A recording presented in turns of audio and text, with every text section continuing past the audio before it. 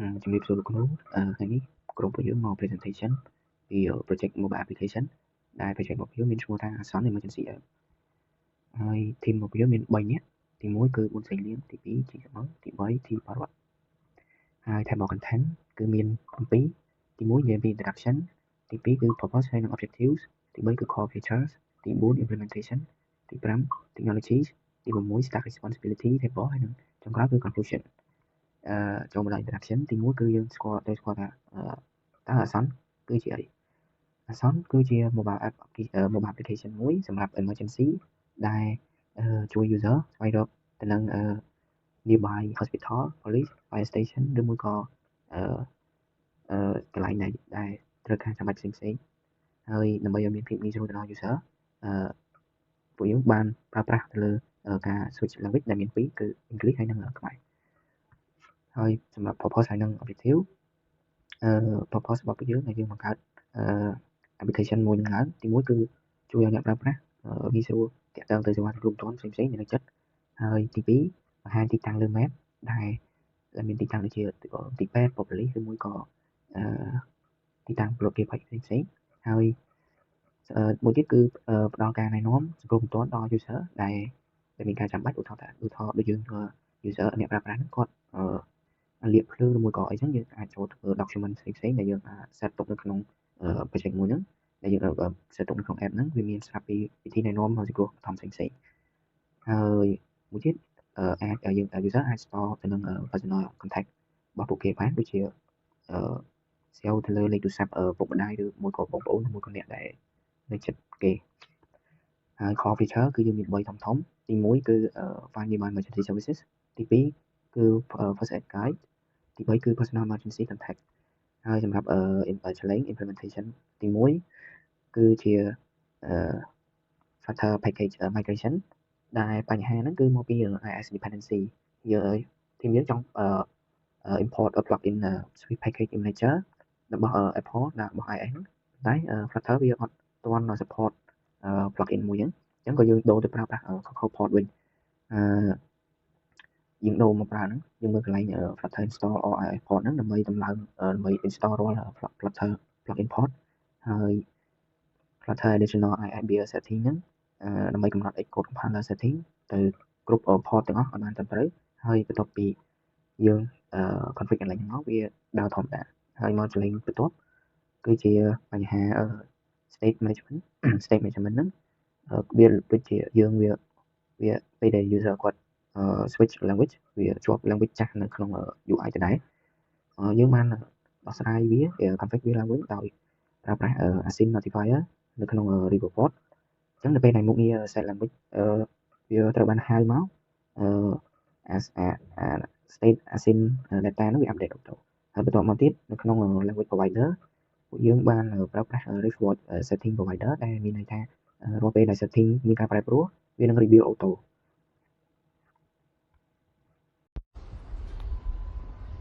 ចឹងចូលមកកាន់ slide នេះគឺខ្ញុំនឹងនិយាយពី dark mode និង light mode theme ចឹងនៅក្នុង app របស់យើងគឺមាន2 theme ហ្នឹងចឹងខ្ញុំបានបង្កើតនៅ theme configuration 2ដែលតម្លៃពីគ្នាមួយគឺ build dark mode theme និងមួយទៀត build light mode theme ចឹងនៅក្នុង function នីមួយៗយើងបានប្រើនៅ color scheme from zip ដែលវាប្រើដើម្បី generate នៅ color pattern ដែលមានភាពស្របគ្នាដែលយកតាមនៅ primary color របស់យើងគឺ emergency rate ដែលជា brand color ដ៏សំខាន់របស់ app របស់យើងបន្ទាប់មកគឺ bright អញ្ចឹងbright នេះគឺមាន2គឺ bright .dark និង bright .light ដែលវាដើរតួយ៉ាងសំខាន់ដើម្បីប្រាប់នៅFlutter ថាត្រូវប្រើ dark theme ឬក៏ light theme យើងក៏បាន customize នៅពណ៌ដូចជា surface on surface និងscaffold background color អញ្ចឹងនៅពេលដែលវានៅ dark theme អញ្ចឹងដើម្បីឲ្យងាយស្រួលក្នុងការអានអញ្ចឹង surface យើងក៏ជា dark ហើយអញ្ចឹង on surface យើងដូចជា text ឬក៏ icon material យើងត្រូវប្រើពណ៌ដែលផ្ទុយពីdark គឺ white អញ្ចឹងដើម្បីឲ្យវាងាយស្រួលក្នុងការមើលហើយ clean យើងចូលមកដល់ material app អញ្ចឹងកន្លែងនេះគឺជាចំណុចសំខាន់ដែលវាដើរតួយ៉ាងសំខាន់នៅក្នុង team របស់យើងគឺវានឹង read ថា user គាត់ចង់ប្រើនៅ team មួយណាពី setting អញ្ចឹងបើ user គាត់ប្រើនៅ dark mode យើងនឹងធ្វើការ redeem whole app របស់យើងមកទៅកាន់ dark mode team អញ្ចឹងយើងចូលមកចំណុច slide បន្ទាប់គឺ add contact អញ្ចឹងក្នុង slide នេះដែរខ្ញុំនឹងនិយាយពី flow នៃការ add personal emergency contact អញ្ចឹងនៅពេលដែល user បំពេញនៅ form ហើយចុច save ទិន្នន័យទាំងអស់វានឹងមិនតាន់ទៅដល់ DB ដែលផ្ទាល់ទេវាត្រូវឆ្លងកាត់នៅ contact notifier .add ហ្នឹងបន្ទាប់មកវានឹងទៅ repository.add contact អញ្ចឹងដំបូង method យើងប្រើគឺខ្ញុំបានបង្កើត method មួយគឺ add contact ដែលវានឹង check នៅ current user ពី superbase auth ដើម្បីនឹងថាតើណាគេនឹង add ដែលបាន add នៅកំពុងតែចង់ add contact ហ្នឹងចូលមកយើងនឹងធ្វើការ query ទៅកាន់ profile table ដើម្បីទាញយកនៅឈ្មោះរបស់ user ហ្នឹងយើងធ្វើការ build នៅ payload ដែលក្នុងហ្នឹងយើងបានដាក់នៅព័ត៌មានសំខាន់ដូចជាឈ្មោះលេខទូរស័ព្ទrelationship តែគាត់ត្រូវអីជាមួយ user ហ្នឹងហើយបន្ថែមពីហ្នឹងទៀតយើងមាននៅ user ID និង user name ដើម្បីភ្ជាប់ contact ឲ្យធំត្រូវទៅតាម account របស់ user ដែល add contact នេះ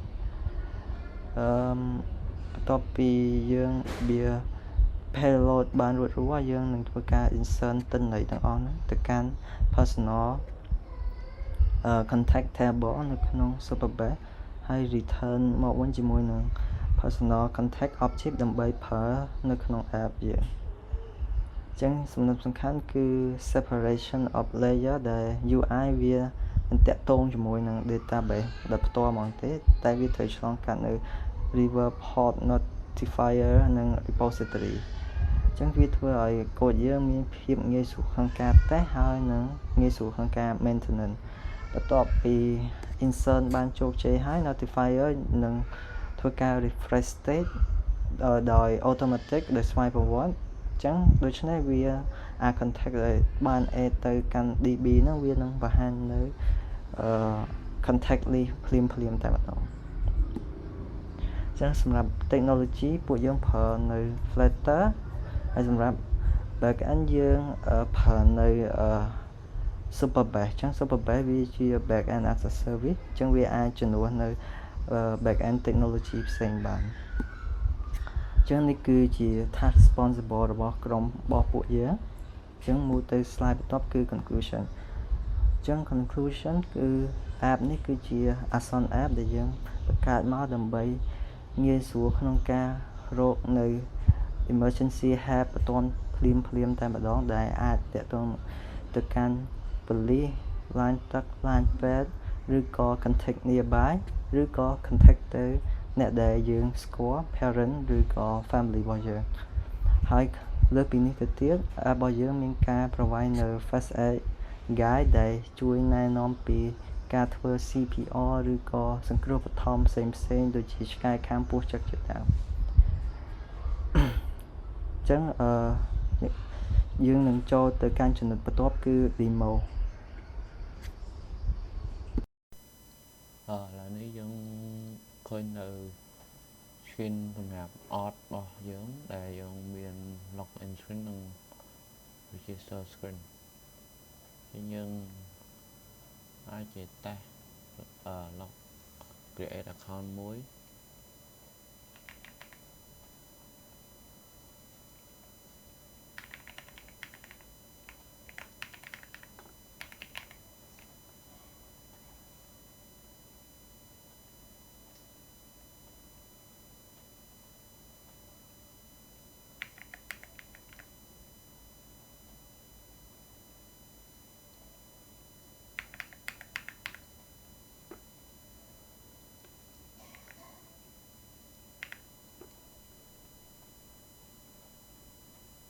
ចឹងនឹងមានការ OTP មក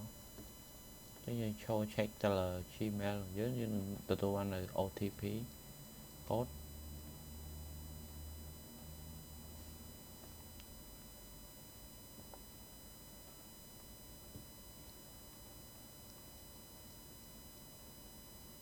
ដែលនឹងដែរយើងធ្វើការ integrate ជាមួយនឹង Superbase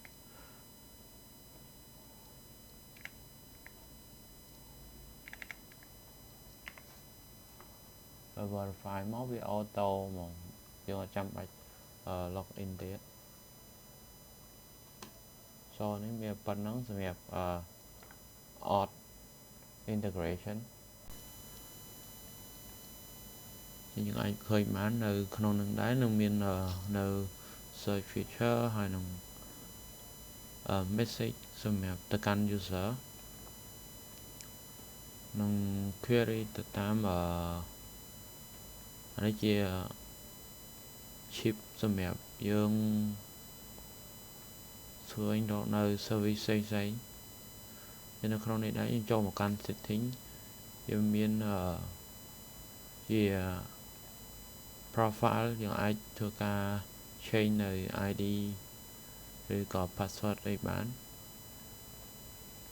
ចឹងយើងមាន UI dark mode ទៀតហើយនេះគឺជាភាសាអង់គ្លេសដែលយើងអាចដូរ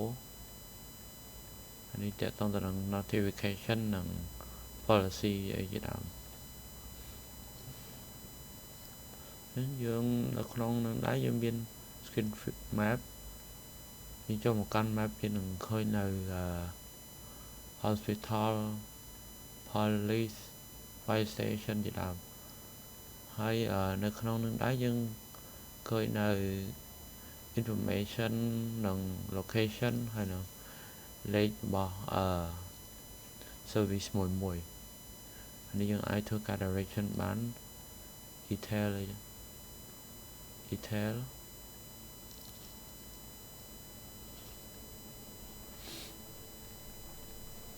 ចូលមកកាន់នេះវិញយើងអាចធ្វើការ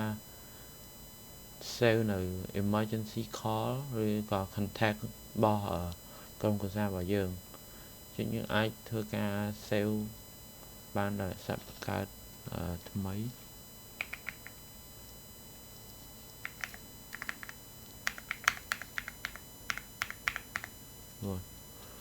relation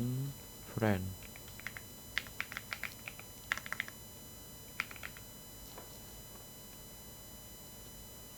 save មកវានឹងធ្វើការ load នៅលើខាងហើយ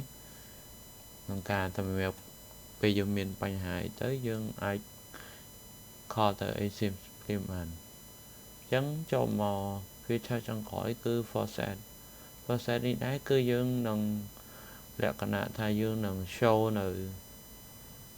ការណែនាំមួយចំនួនក្នុងការការពារខ្លួនតាក់ទងទៅនឹងប្រភេទដែលយើងមានជា category នេះមាន life saving មាន injury environmental and medical ចឹងនៅក្នុងនឹងដែរយើងអាចមើលបានទីហោថានេះចឹងគឺយើងនឹងមាន step នៅ